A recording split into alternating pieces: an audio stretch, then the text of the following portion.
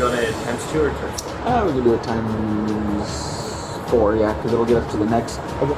There's the kids coming back again. Yeah, the bullet grazed his head. So I'm gonna head down to you, but I'm gonna have to. He was 14 years old. He had a whole life ahead of him. Friends, dreams, a family that loved him. He was not supposed to be there that night. He was just a kid who came along. At approximately 1:30 in the morning inside a dormitory room at the University of New Mexico, a single gunshot ended everything. The room was filled with teenagers, some barely old enough to drive, some not even in high school yet. And somewhere in that room, a loaded gun had been passed around like it was nothing, like it was a toy, like it was a joke. By the time the sun rose over Albuquerque that morning, a 14-year-old boy was dead. A family was shattered, and a group of young men would spend the rest of their lives trying to live with what happened in that room. This is not a story about monsters.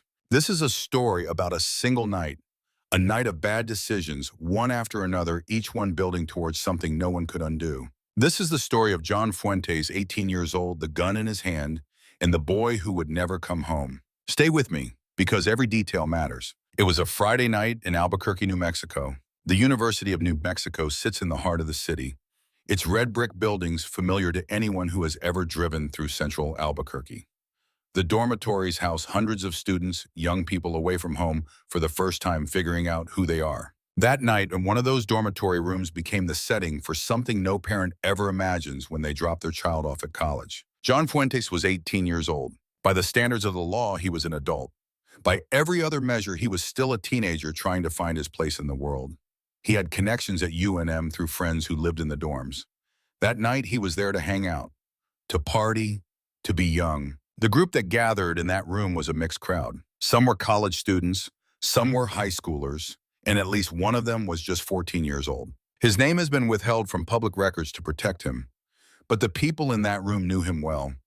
He was the younger brother of someone in the group, a kid who looked up to older guys, a kid who wanted to be included, a kid who had no idea what kind of night was coming. Also present were Miera and Daniel Archuleta, two other teenagers who would later figure into the legal aftermath of this case. The night started the way many nights like this do. Someone produced alcohol, someone produced drugs. What investigators would later confirm was that the group used cocaine and LSD, also known as acid, alongside heavy drinking throughout the evening. That combination matters. Cocaine accelerates the heartbeat. It sharpens aggression. It floods the brain with dopamine while simultaneously disconnecting judgment from consequence. LSD distorts perception of reality. It can cause hallucinations. It makes the world feel like something other than what it is. Add alcohol to that mix and you have a brain that can no longer assess risk, no longer predict outcomes, no longer understand that the thing in your hand is real and the people around you are real, and what happens next cannot be taken back. The room was loud. The room was young. Everyone was riding that dangerous wave where everything feels possible and nothing feels serious. And somewhere in that room there was a gun, a loaded gun. Nobody questioned why it was there. Nobody put it away. Nobody said the words that might have saved a life that night. The hours passed, the substances built up. The night got later and later. By 100 in the morning, that room had become a pressure cooker, and the timer was almost up. Every tragedy has a moment. Not the moment it ends, the moment it could have been stopped. In this case, that moment was when someone decided a loaded firearm had any place in a room full of intoxicated teenagers. We do not know whose gun it was when the night began. What we know is that at some point during that evening, the gun was accessible. It was present. It was real. And in a room where the concept of consequence had been chemically dissolved, no one treated it with the gravity it deserved. This is the part of stories like this one that the people involved often cannot fully explain afterward. They will tell you they do not know why no one put the gun away. They will tell you things felt different in the moment. They will tell you the drugs made everything seem less serious than it was. That is almost certainly true. But here is what drugs cannot change. A gun loaded with live ammunition is dangerous regardless of whether the person holding it understands that danger. Physics does not care about your state of mind. John Fuentes, by his own later account to police, was in a severely impaired state by the early hours of the morning. He would describe it as being blacked out. Not fully unconscious, but functioning without the ability to form complete memories, without access to his full range of judgment, without the internal voice that says stop. At some point between the hours of 1 o'clock and 1:30 a.m., the gun ended up in John Fuentes' hands. We do not know all the details of how that happened. We do not know if it was handed to him, if he picked it up, if someone dared him, if it was a game. What we know is that a loaded firearm was in the hands of an 18-year-old who had spent the past several hours ingesting cocaine, LSD, and alcohol. And the 14-year-old boy in that room was within arm's reach. The second wrong decision was already made. The third was only seconds away. At approximately 1:30 in the morning, the gun discharged. One shot. The sound of a gunshot inside an enclosed room is something that changes everyone present. It is not like a movie. It is not clean. It is not quick. It hits the body like a physical force. The ears ring, the chest tightens. Time seems to stop. The 14-year-old boy was struck. In the chaos that followed the screaming, the panic, the drug-induced confusion, the room became something no one in it was prepared to process. Someone was on the floor. A child was on the floor. Investigators would later piece together the sequence of events from physical evidence, witness statements, and surveillance footage. But in those first seconds, there was no investigation. There was only horror. John Fuentes, by his own account, looked down and saw blood. He says he did not fully understand what had happened. He says his memory of the moment itself is fragmented. What he does remember is looking at his hands and knowing somewhere deep beneath the chemical fog that something had gone terribly, irrevocably wrong. The second person present in the room who was injured, details about this individual are limited in public records, was also wounded in the incident.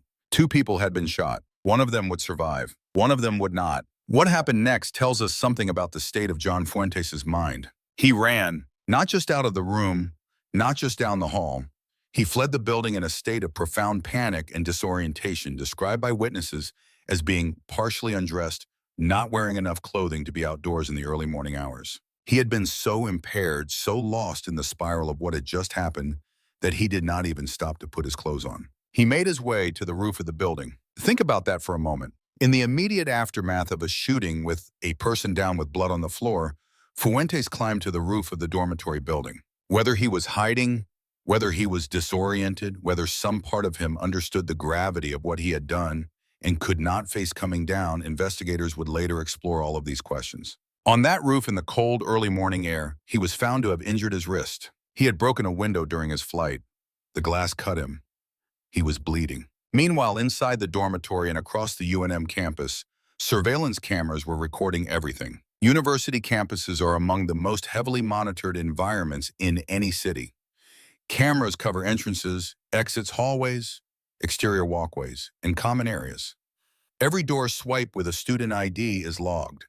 Every vehicle entering or exiting the parking areas is captured. John Fuentes did not know or did not think about the fact that his flight from that building was being recorded in multiple locations from multiple angles. He would not be on that roof for long. Sometime after the shooting, Fuentes made contact with a family member. His uncle came to pick him up. We do not know what was said in that phone call. We do not know what John Fuentes told his uncle in those first desperate minutes. What we know is that a vehicle came to the campus and Fuentes was taken away from the scene. He did not turn himself in. He did not call 911.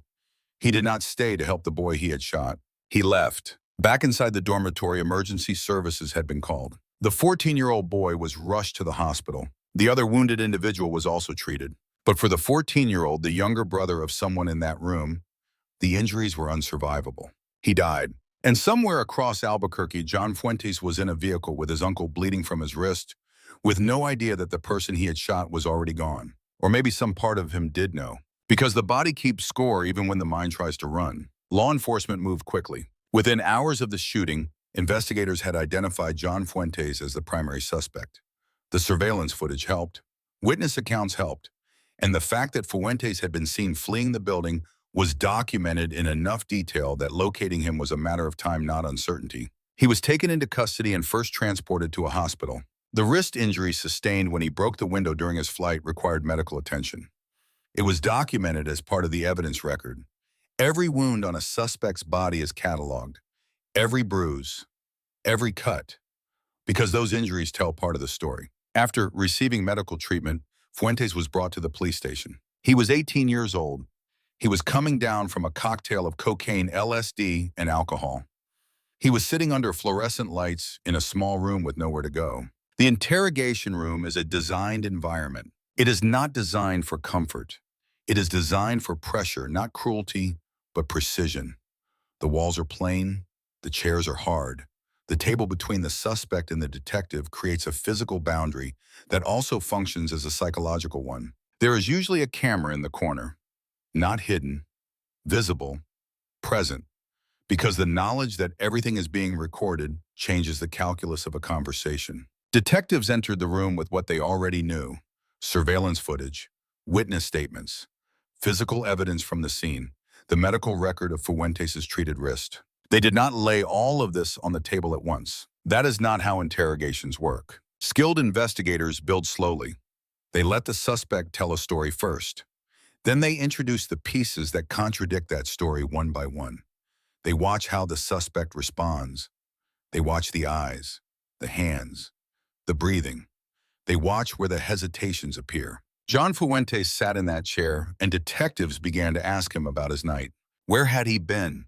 Who had he been with? What had he been doing? And Fuentes, to his partial credit, did not construct an elaborate lie. He told them something closer to the truth. But it was a truth with a very specific shape. John Fuentes told investigators that he could not fully remember what happened. He said he had blacked out. He described the blackout not as unconsciousness, but as a gap, a section of the night where his memory simply does not exist.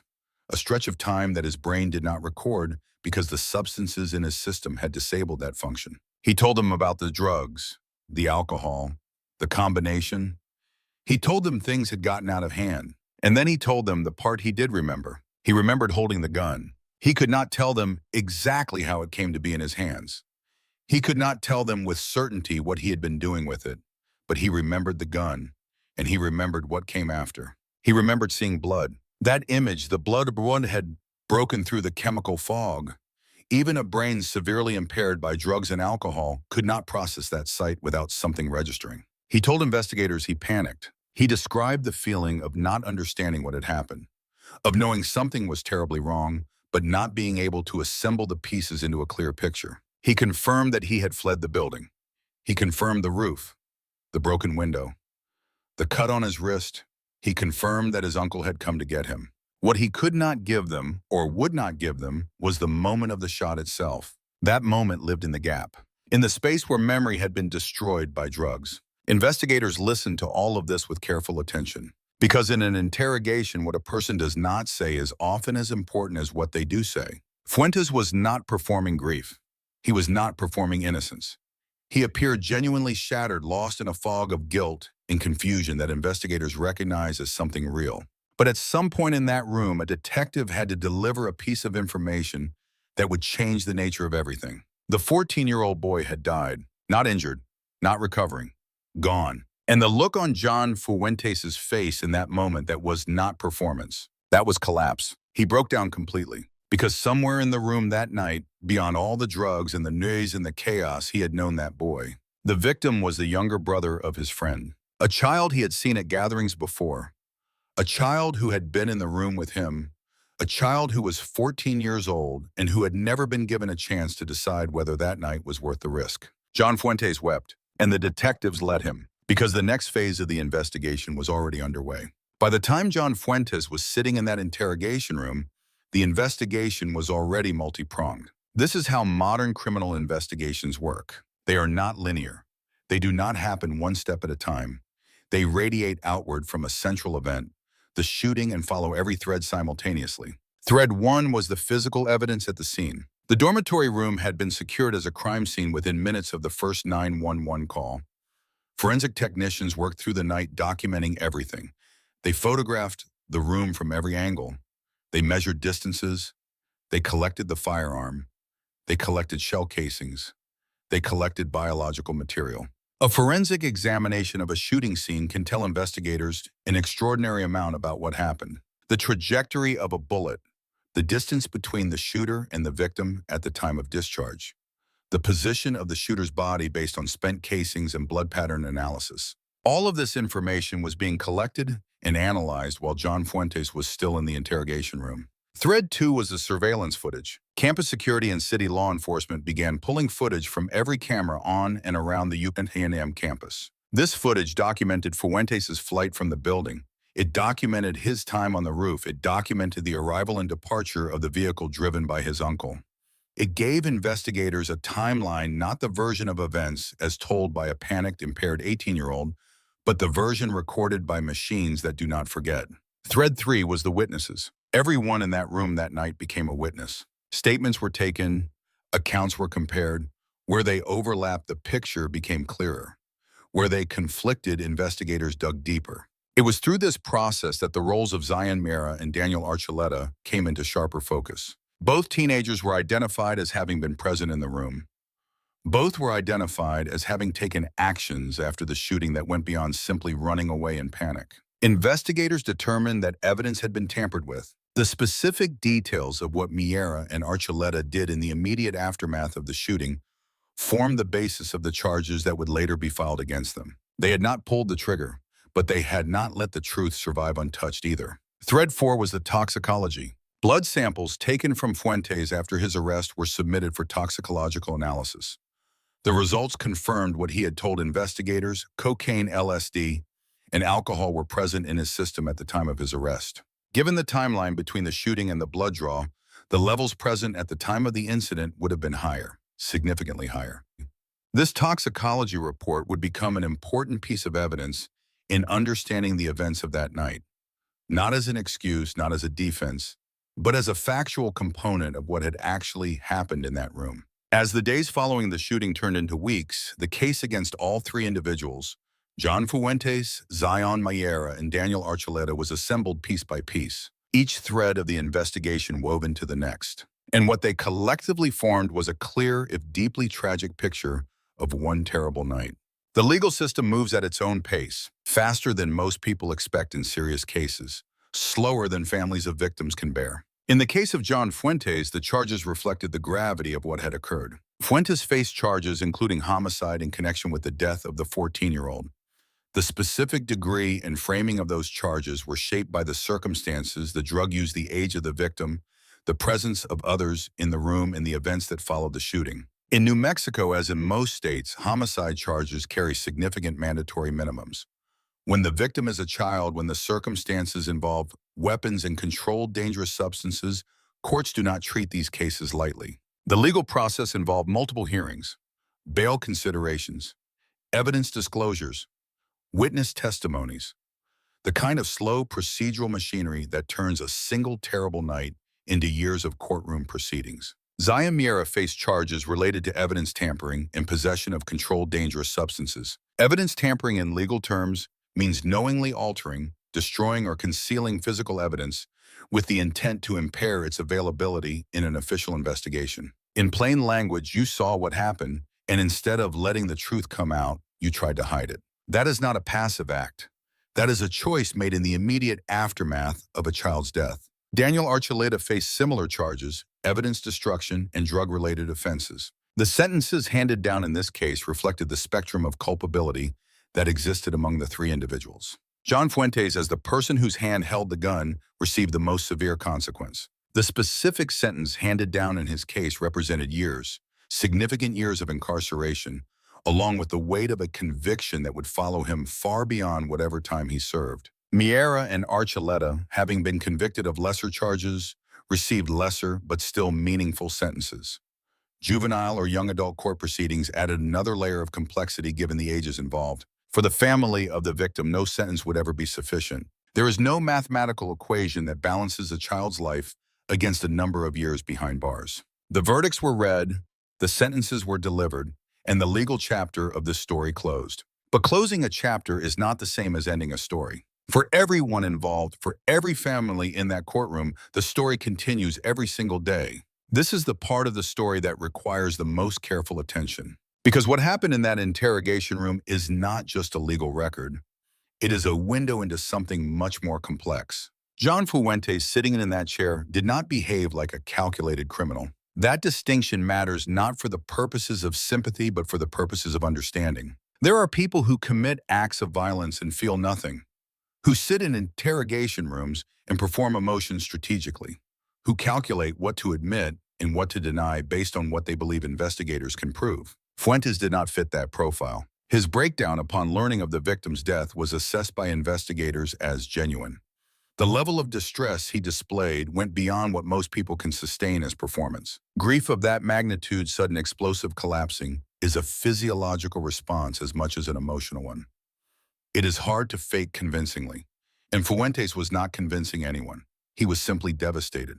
But here is what the psychology of his situation reveals beyond the emotion in that room. What Fuentes described, the blackout, the fragmented memory, the gap where the critical moment should have been, is consistent with documented effects of the substances he ingested. This is not an excuse, it is a phenomenon. Alcohol blackouts occur when blood alcohol concentration rises rapidly to a level that disrupts the hippocampus, the part of the brain responsible for converting short-term experiences into long-term memories. A person in an alcohol blackout can move, speak, make decisions, and interact with their environment, while simultaneously failing to form any memory of those actions. Add LSD and cocaine to that equation, substances that further distort perception and impair executive function, and you have a brain operating on a severely compromised framework.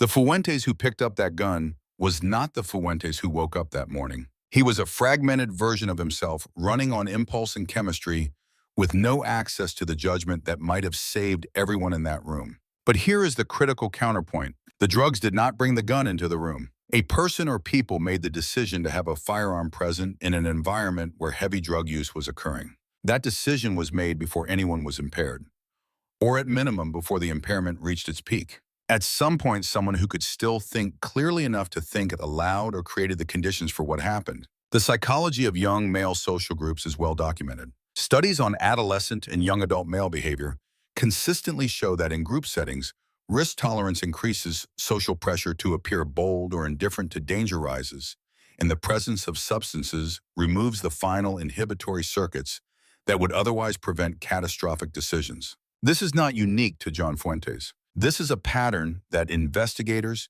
psychologists, and public health experts have documented across hundreds of cases that look very similar to this one. Young men, a party, substances, a weapon, the feeling that nothing bad can happen, and then the moment when it does. What was perhaps most revealing about Fuentes in the interrogation room was the absence of self-preservation instinct in his initial response to learning the victim had died. He did not try to reframe his confession.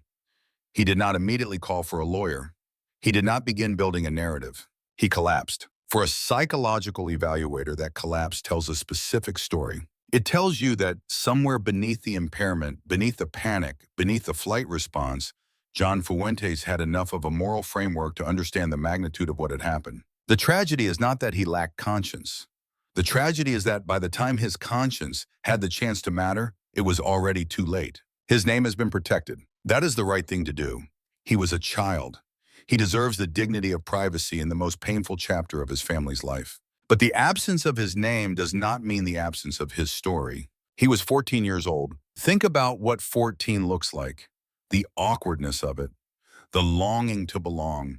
The way 14-year-olds are caught between childhood and something else, not fully either wanting so badly to be seen as older, not yet understanding what older actually costs. He came that night because someone he trusted was there. His older brother was in that room. It is one of the most human instincts in existence to want to be near the person who makes you feel safe, to want to be included in the world of someone you look up to. He was not there as a stranger. He was not there by accident. He was there because he was loved, and because love sometimes puts us exactly where we should not be. We do not know what his dreams were. We do not know what he wanted to study, who he wanted to become, what kind of man he might have grown into. We will never know those things. What we do know is that his family loved him. What we do know is that he was someone's little brother, someone's son, someone's friend. In cases like this, victims can become abstracted. They become a statistic, a data point in a study about gun violence, a line in a news report, a legal term, the deceased in courtroom documents. That abstraction is a kind of second erasure. The first took his life. The second would take his humanity. He deserves better than that. He was a boy who was in the wrong room at the wrong time, and he did not have the knowledge or the power to protect himself from what was in that room with him. He deserved to make his own mistakes. He deserved to grow up and do something foolish and live to regret it.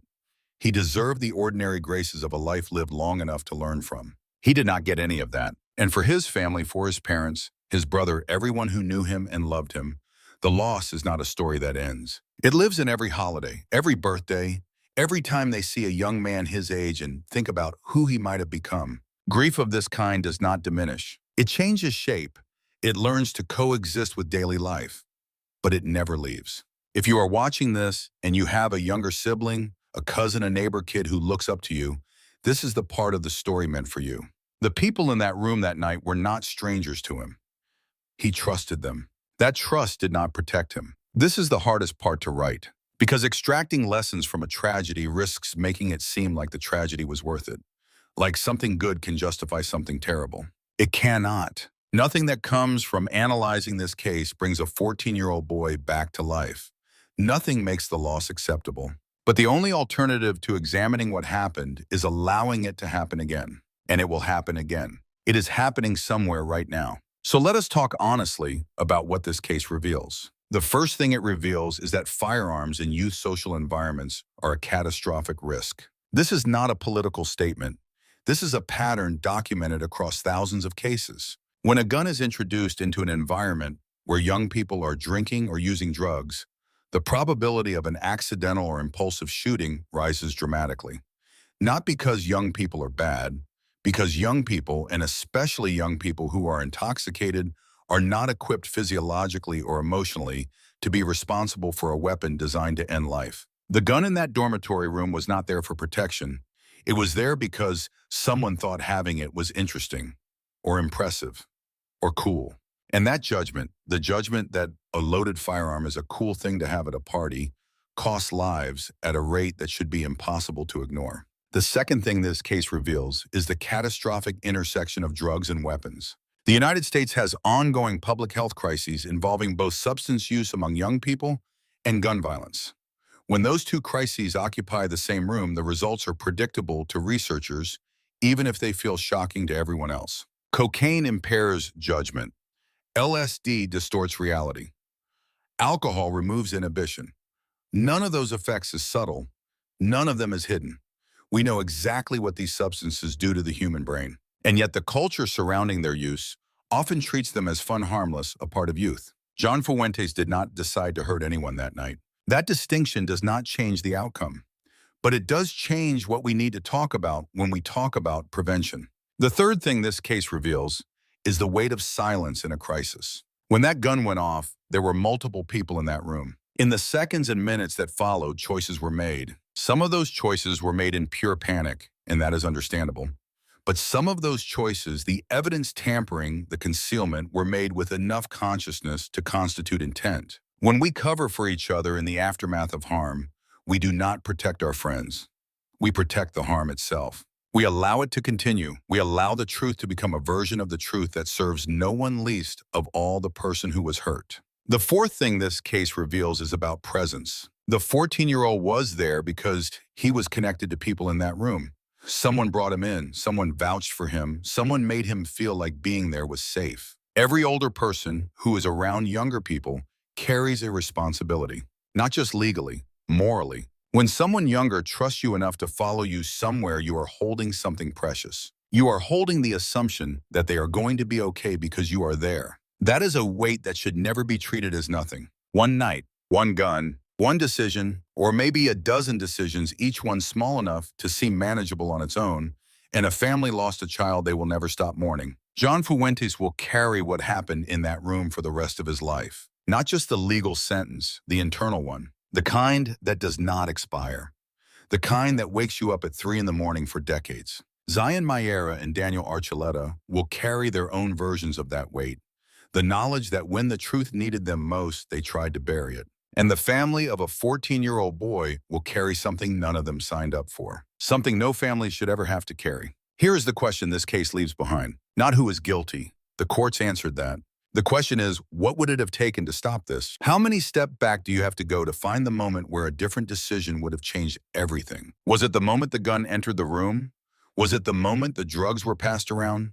Was it before that night entirely? Was it a conversation that never happened between a parent and a teenager, between friends who saw a situation getting out of hand, between anyone who was in a position to say, this is not safe and mean it loud enough to matter? We will never know the answer for this specific case, but we can think about it for the cases that have not happened yet, for the rooms that are right now filling up with young people who believe they are invincible, who believe nothing bad can happen, who believe the night is young and the choices are small, and tomorrow will be exactly the same as today. A 14-year-old boy believed all of those things too, and the night proved him wrong. Do not let that be a story you already know before it happens. Talk to the people you love. Be honest about what you bring into a room. And if you see a gun where it should not be in the hands of someone who should not have it, say something. It might be the most important thing you ever do. Rest in peace to a boy who deserves so much more time. And to every family watching this who has already lost someone to a night like that one, you are not alone, and neither was he.